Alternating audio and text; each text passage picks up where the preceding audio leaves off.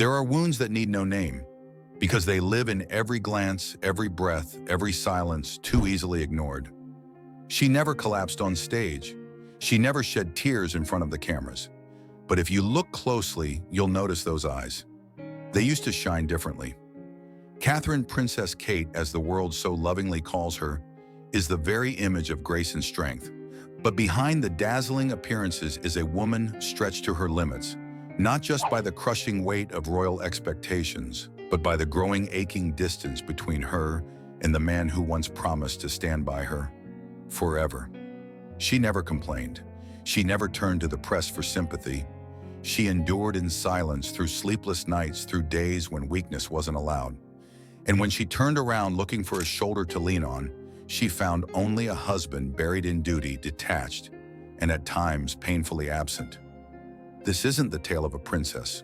This is the story of a wife who feels completely alone inside her own marriage, of a mother forced to choose between royal duty and the children who give her life meaning, of a woman desperately holding on to herself while the world only sees a symbol. For the first time, she speaks not to defend, but to be heard. And what she says is not an accusation. It is the quiet exhale of a heart that has endured too much for too long. Stay with us, because the journey behind that white door just might be your story too. Fog cloaked Kensington Palace on a frigid winter morning, as if nature itself were shielding royal secrets. Pale light filtered through towering windows, casting a sluggish silver glow across marble corridors. In a dimly lit bedroom, Princess Catherine, or Kate, as the world affectionately calls her, stirred awake at 4:30 a.m. It wasn't birdsong or dawn's light that roused her, but the soft whimpers of her youngest son, Louis, running a slight fever. Kate, with disheveled hair and shadowed eyes, gently pressed her hand to his forehead. The warmth beneath her palm tightened her heart.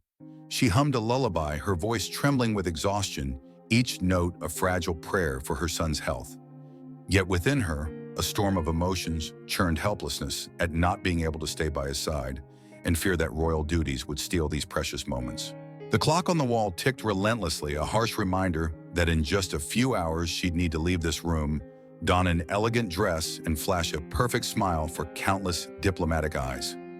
Margaret, a housekeeper who'd served the royal family for over 3 decades, stood silently by the door. Her aged eyes, etched with time's wrinkles, saw not the glamorous princess, but a mother fighting to hold herself together.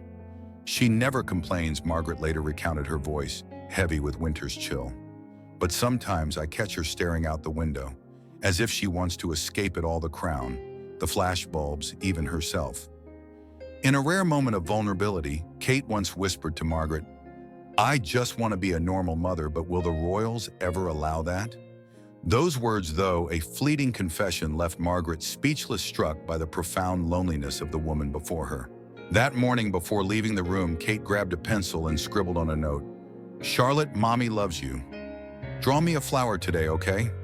She folded it carefully, slipping it under her daughter's pillow. A small gesture to send love she couldn't voice in person. This simple act was a fragile thread tying Kate to the normal motherhood she craved but rarely touched.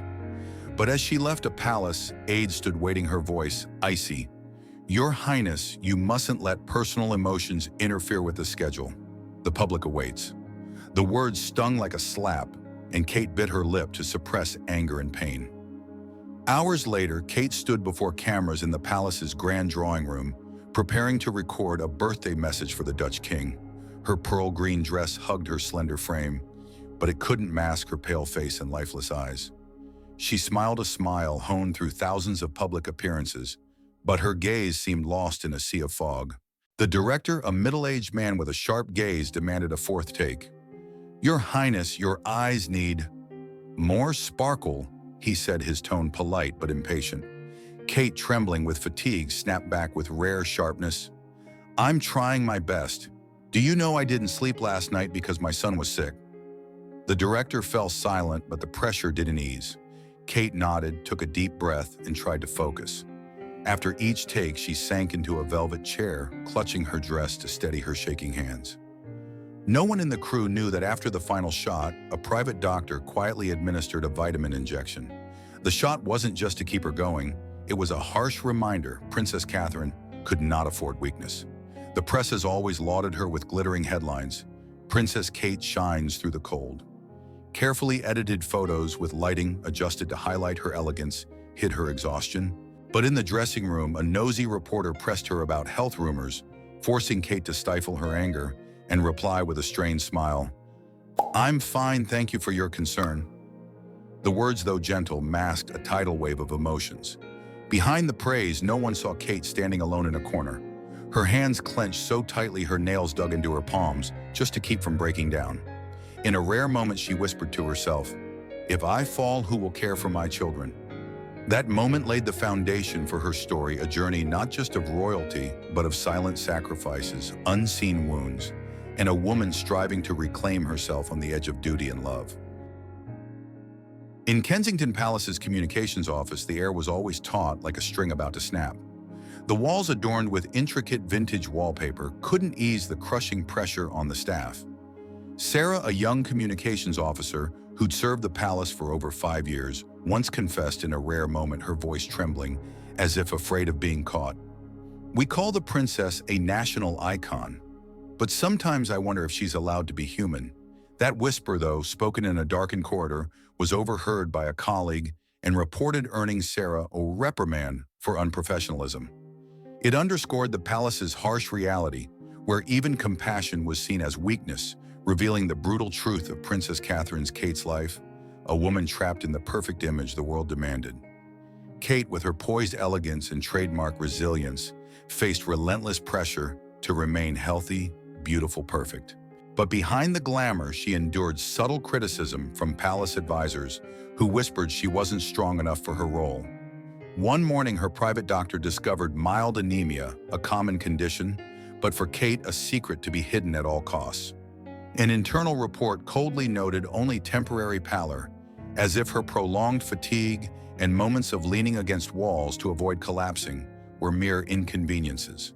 When Kate requested a break to recover, a senior advisor responded with biting sarcasm, "Your Highness, if you rest, who will uphold the royal image?" The words made Kate bite her lip, swallowing her humiliation to carry on. No one mentioned the 3 daily vitamin pills, or the moment she nearly fainted during a rehearsal for the Earthshot event, the environmental initiative she and William poured their hearts into. The Earthshot event was Kate's pride, a beacon of hope for a greener future for her children's generation and beyond.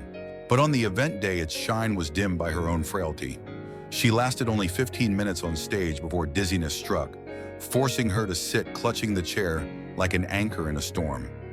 When a backstage staffer leaked the incident to a reporter, Kate was summoned by the communications team and warned, "Your Highness, you cannot let the public see any weakness."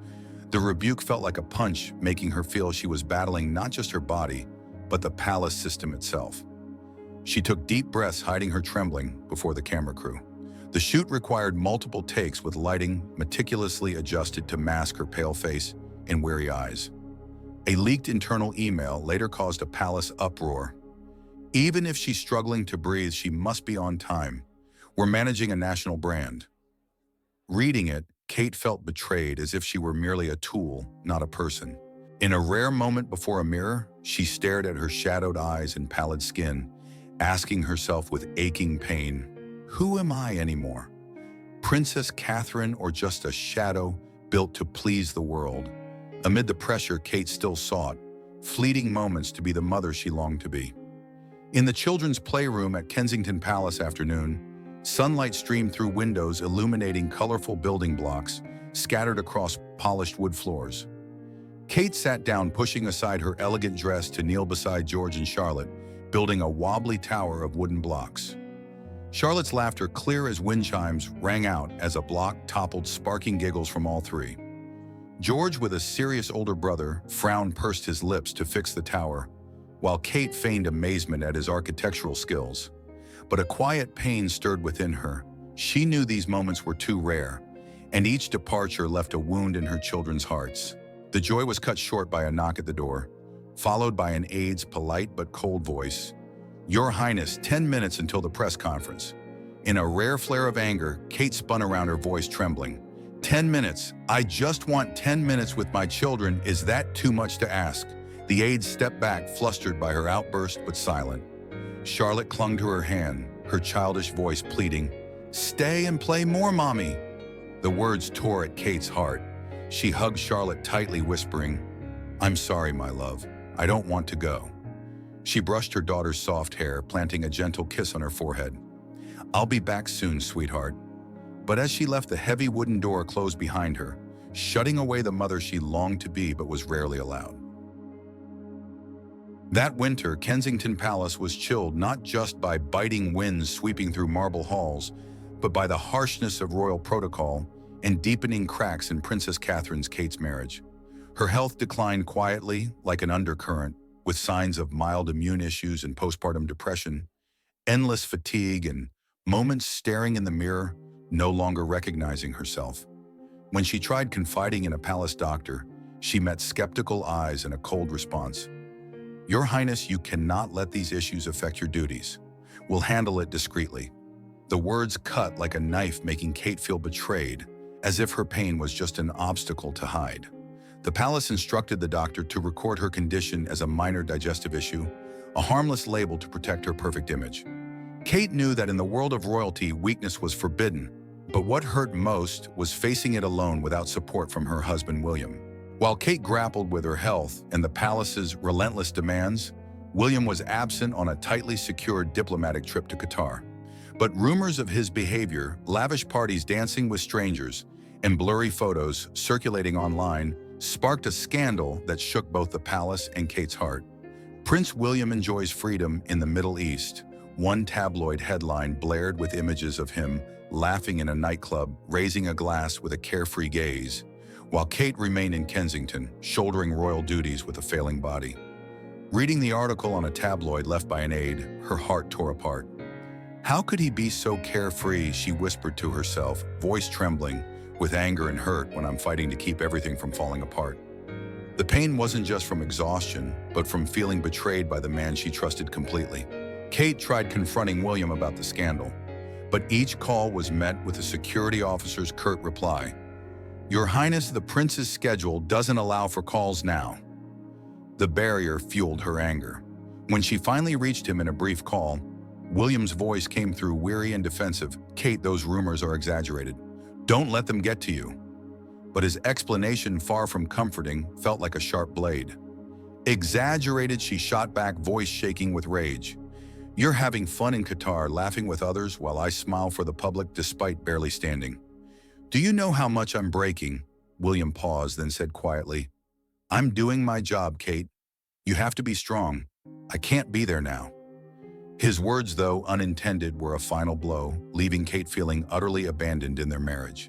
She hung up, tears streaming silently, her hands gripping the phone until her knuckles whitened. "He can't be there," she repeated in her mind, loneliness crushing her like a steel cage. The palace's pressure worsened the situation.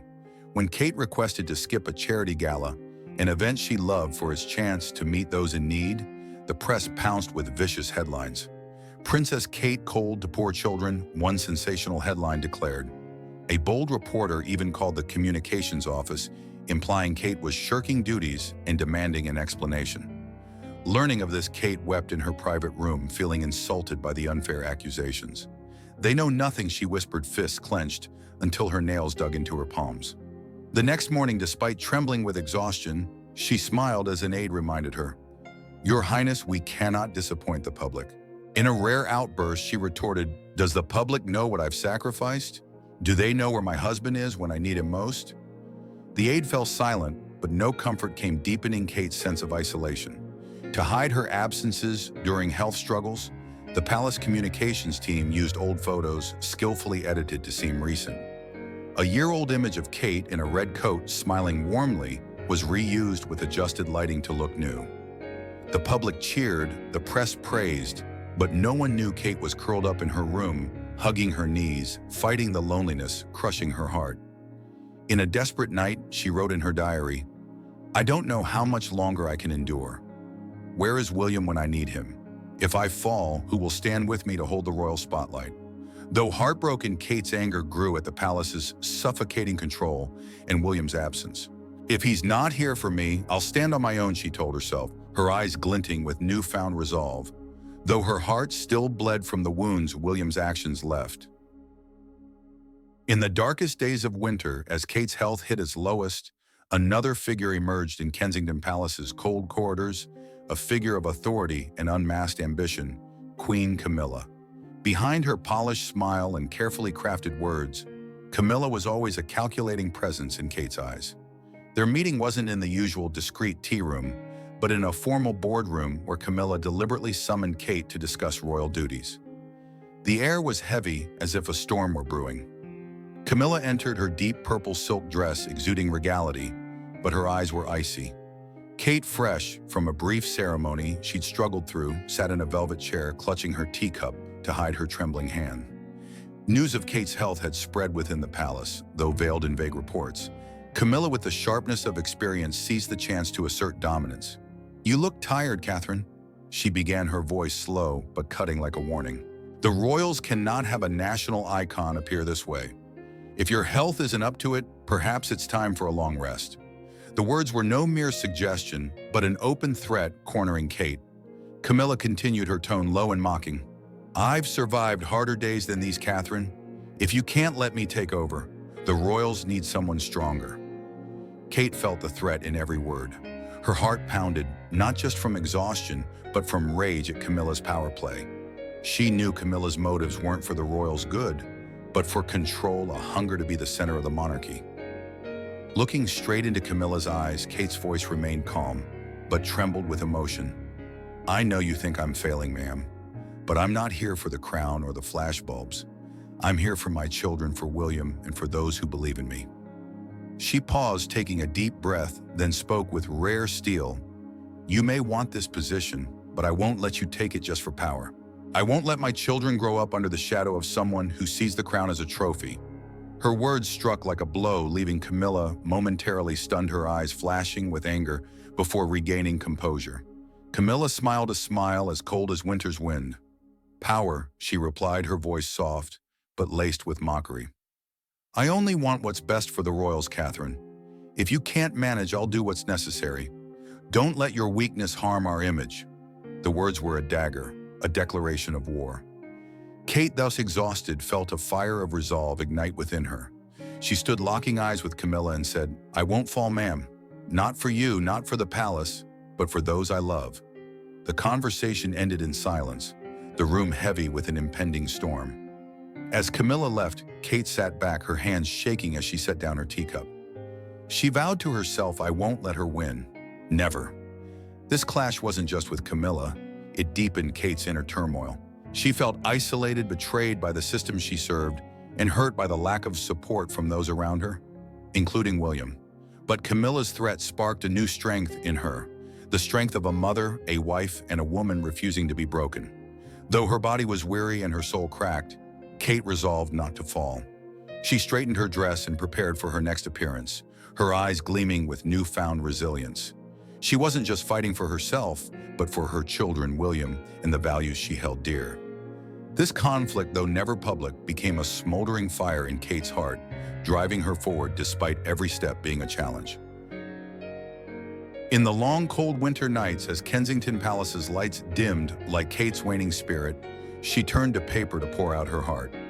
Her diary wasn't filled with polished words for the public or carefully crafted reports for royal archives. It was a sanctuary for emotions she couldn't voice, wounds she dared not show, even to her beloved husband, William. Sitting at an old oak desk in her bedroom under the faint glow of a table lamp, Kate wrote, tears sometimes falling, blurring the ink. "I'm tired of pretending," she wrote, "tired of hiding pain, of smiling when my heart is breaking." She wrote of mornings when her body felt like lead, when getting out of bed was an inner battle. Some days, she penned, "I don't know how to get up, put on the perfect dress, and smile for the cameras. But I do because I know the world is watching." She added with raw pain, "Today I had to choose between holding Louis as he cried and greeting dignitaries. I chose the dignitaries and I hate myself for it." She wrote of forcing smiles in public while her heart ached with worry for Louis, feverish and without her. One entry pierced the heart. "I thought if my child had a fever, I'd drop everything to be there. But not that day. I had to greet dignitaries, smile and shake hands while my mind was racing to him." Her secret nights, singing lullabies to Louis, were when Kate felt most herself. Despite a strict schedule, the princess must not stay in the nursery past 8 p.m. She sat by his bed softly singing the melodies her mother once sang to her. But once as she sang, an aide entered and said coldly, "Your Highness, you're breaching the schedule. Please return to your room." Tears falling silently, Kate stood and left, feeling a piece of her heart stay with Louis. Her fragile, trembling voice was her lifeline to the human part of herself. But each time she glanced at the clock, dreading an aide's interruption to remind her of national duties. Each diary page was carefully folded, tucked behind the Bible on her bedside table. It was where Kate hid her secrets.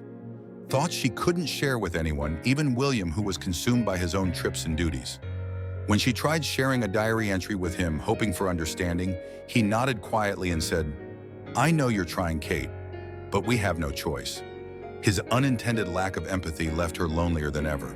The yellowed pages of that Bible became a silent refuge where Kate could be herself, no crown, no flashbulbs, just a mother and a woman fighting not to break. Winter at Kensington Palace was cold, not just from the biting winds through marble halls, but from the deep cracks in Princess Catherine's Kate's heart after William's Qatar scandal. Blurry social media photos and sensational headlines about lavish parties and dances with strangers left a wound that wouldn't heal. Kate, already drained by declining health and relentless palace pressure, felt betrayed by the man she trusted completely. But one February morning, as pale sunlight slipped through the curtains, a turning point came. William returned carrying remorse and a promise to weather the storm together. Kate was in the palace's small drawing room, a haven from prying eyes, when William walked in. He wore not his usual royal suit, but a simple sweater, his eyes red as if from a sleepless night. Kate, still weak from a recent fainting spell, met his gaze with coldness, masking a storm of emotions. She recalled the headlines, "Prince William enjoys freedom in the Middle East," and his casual phone dismissal. Kate, those rumors are exaggerated. The pain of betrayal burned, and she gripped a pencil tightly as if it anchored her from collapsing. William approached, his voice hoarse with remorse. "Kate, I'm sorry, I was wrong." He paused, taking a deep breath, his eyes heavy with regret. "I didn't realize how much my actions in Qatar hurt you. I let my carelessness damage us, the royals and myself." Kate looked at him, her heart torn between anger and a longing to heal. "You're sorry," she replied, her voice trembling with hurt. "Do you know how hard I've been fighting? Every day I stand before the public smiling, while my body breaks, while you laugh in nightclubs, letting the world mock me." Her words, sharp as a blade, made William bow his head, his hands clenching to hold his own pain. But William didn't retreat. He knelt before her, taking her hand despite her attempt to pull away. "I was wrong, Kate," he said, his voice nearly breaking. "I let the pressure of royalty make me forget what matters most, you. I promise from now on you won't face this alone. We'll tackle the scandal, the palace, everything together." His heartfelt promise touched a frozen part of Kate's heart. She saw in his eyes a rare sincerity she'd craved in her loneliest days. But the wound lingered, and forgiveness wasn't easy. "You say that so easily, William," she whispered, tears falling silently. "How can I trust you won't hurt me again? How can I believe you'll be here when I need you most?" William didn't answer immediately. Instead, he pulled a handwritten letter from his pocket, its trembling script betraying painful hours. He handed it to Kate, his voice low. "I wrote what I couldn't say. Read it, Kate, and give me a chance to make this right." Hesitant, Kate opened the letter. Its words spoke of William's regret, how he'd been swept up by royal pressures and his own weaknesses. "I left you alone, Kate, and that's my greatest mistake. You're the strongest person I know, and I don't deserve you. But I want to make it right. I want to be the husband you need, standing by you, even if the world turns away."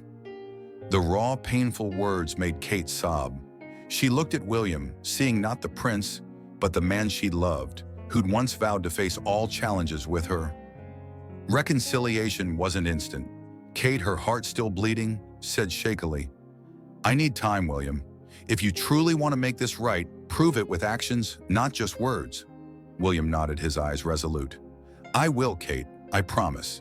He stayed sitting quietly beside her in the drawing room, sharing her space, a small but meaningful step toward mending their rift. In the days that followed, William changed. He declined non-essential trips, staying to face palace pressures with Kate. When the communications team pushed Kate to appear despite her fragile health, William stood firm. "She needs rest. I'll take on these events." The act, though small, proved his promise. Kate, still guarded, began to sense his sincerity. One night at her oak desk, writing painful diary entries, she added a new line. "Today," William tried. "Maybe, just maybe, we can weather this storm together." The reconciliation didn't erase the wounds. William's scandal and palace pressures remained dark shadows over Kate. But for the first time in months, she felt a spark of hope, not from royal glamour, but from the man striving to be the husband she needed. Kate's journey remained fraught, but now she wasn't fighting alone. With William's promise, she began to believe that no matter the challenge, they could face it together.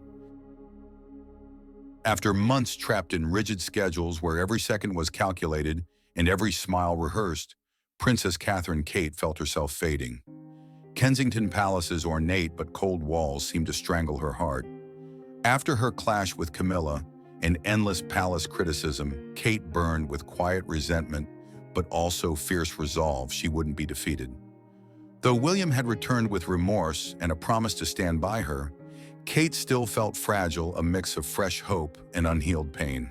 But on one winter afternoon, as rare sunlight pierced gray clouds, Kate did what she'd never dared. She broke free from her golden cage to live as herself, if only for a few hours.